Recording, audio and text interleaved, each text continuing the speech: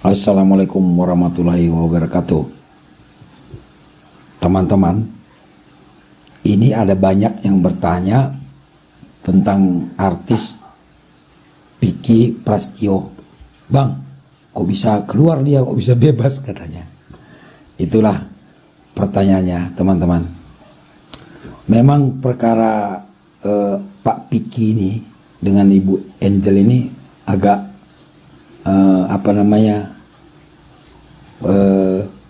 rumit sih, enggak juga, tapi memang ya begitulah hukumnya. Kadang-kadang perkara sepele rumit, perkara berat jadi gampang gitu. Misalnya nih, penganiayaan yang kelihatannya serem gitu, tapi penyelesaian perkaranya mungkin nggak terlalu sulit. Atau misalnya pembunuhan ya. Kan ancaman hukumannya bisa tinggi kan, tapi penyelesaiannya nggak terlalu sulit kalau ada saksi, ada pelaku, ya kan, ada barang buktinya. Tapi kadang-kadang perkara yang sepele kita anggap sepele jadi berbelit-belit. Bayangin aja udah lebih 2 tahun ini perkara Pak Vicky ini nggak beres-beres kan. Nah sekarang ada pertanyaan, kenapa bisa bebas bang? Kok bebas katanya? Jadi begini, perkara Pak Vicky ini kan ada 2 macam nih. Satu, dia dilaporkan karena pencemaran nama baik. Kemudian dia melaporkan Ibu Angel Elga perzinahannya kan, perselingkuhannya itu perzinahan. Nah, ada 2 perkara. Nah, yang perkara perzinahannya itu kan kita belum tahu. Saya belum tahu udah sampai di mana. Apakah bisa terbukti atau tidak, saya nggak tahu itu, nggak terlalu mengikuti ya. Karena yang agak lebih menonjol kan akhirnya pencemaran nama baiknya, karena dia merekam kejadian itu jadi masuk TV dan lain sebagainya, itu akhirnya si Ibu Angel Elga melaporkannya. Inilah prosesnya sekarang. Nah sekarang kenapa dia dilepaskan bang? Itulah pertanyaannya kan. Dan menariknya lagi, oleh Pak Deddy Corbuzier kan dibahas itu di YouTube-nya, itu diwawancara Pak Vicky-nya kan. Di sana Pak Vicky banyak bercerita, nanti teman-teman bisa lihat di YouTube-nya Pak Deddy Corbuzier. Jadi begini, saya akan mencoba menjelaskannya secara sederhana dan agar kita tahu ya, setidak-tidaknya kita belajar hukum lah, bagaimana sih proses hukum itu kan gitu. Jadi ketika Ibu Angel Elga melaporkan Pak Vicky itu, ditanganilah oleh penyidik, dalam hal ini Polri ya. Nah, kalau misalnya ancaman hukuman itu di atas 5 tahun, itu tersangka bisa ditahan. Tersangka dalam hal ini Pak Vicky, kalau di dalam masa penyidikan dia disebut tersangka. Nah karena ancaman hukumannya itu di atas 5 tahun, pencemaran nama baik melalui medsos tadi ya, undang-undang ITE, maka dia bisa ditahan. Tapi pihak penyidik tidak melakukan penahanan di dalam masa penyidikan itu. Oleh polisi tidak dilakukan penahanan. Memang penahanan ini adalah wewenang dari penyidik. Maksudnya di tahap mana perkara berjalan. Kalau misalnya di tahap penyidikan, yang berwenang menahan adalah penyidik. Dalam hal ini penyidik tidak menahan karena mereka merasa tidak perlu ditahan. Artinya penahanan itu boleh dilakukan dan boleh juga tidak, tergantung penyidiknya kalau dia di masa proses penyidikan. Jadi pada saat ditangani polisi, penyidik tidak menahan Pak Vicky ini. Ya, makanya dia bebas-bebas saja selama ini. Bahkan sudah 2 tahun kemarin kan.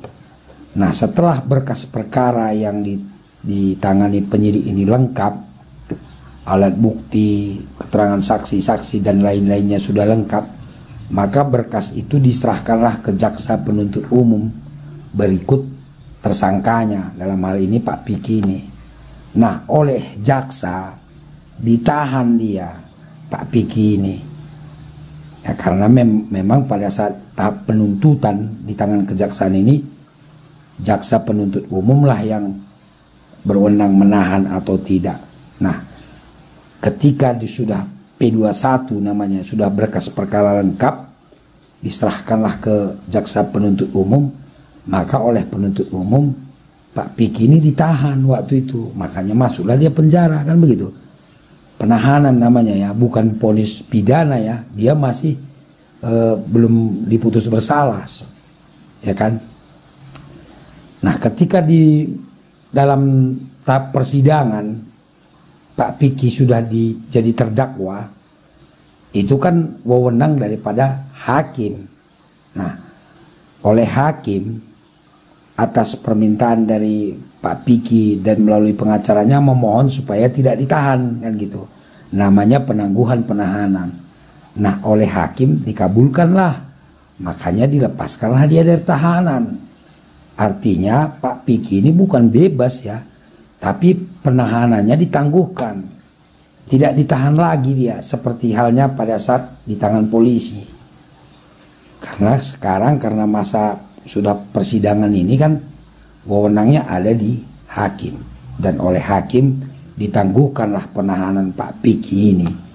Artinya Pak Piki bukan bebas dan bukan juga sudah bersalah, karena masih proses nih, masih ada persidangan berikutnya lagi nanti.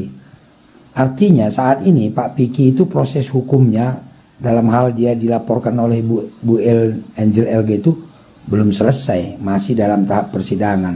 Cuma dia sekarang tidak ditahan, ditangguhkan penahanannya oleh hakim. Ya, begitu. Jadi pertanyaan teman kita tadi, kenapa Pak Piki bebas? Enggak, dia bukan bebas, tapi penahanannya ditangguhkan. Apakah dia bersalah? Belum tentu, karena belum diputus oleh hakim. Karena kalau kita dengar menurut penjelasan daripada Pak Piki ketika diwawancara oleh Pak Deddy Corbuzier, itu banyak hal-hal yang menjadi pertimbangan jadinya kan. Menurut dia bahwa dia tidak mencemarkan nama baik Bu Angel Elga, karena yang menyebar keluaskan ini kan adalah wartawan katanya.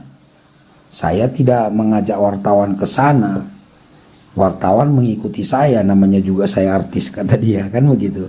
Itulah pembelaan dia. Artinya belum bisa disimpulkan, diputuskan bahwa Pak Piki ini memang mencemarkan nama baik Ibu Angel. Sekarang lah lagi sidang, nanti hakim lah memutuskannya apakah memang perbuatan daripada Pak Piki ini memenuhi unsur pasal yang disangkakan atau didakwakan pada dia. Itu dia rekan-rekannya.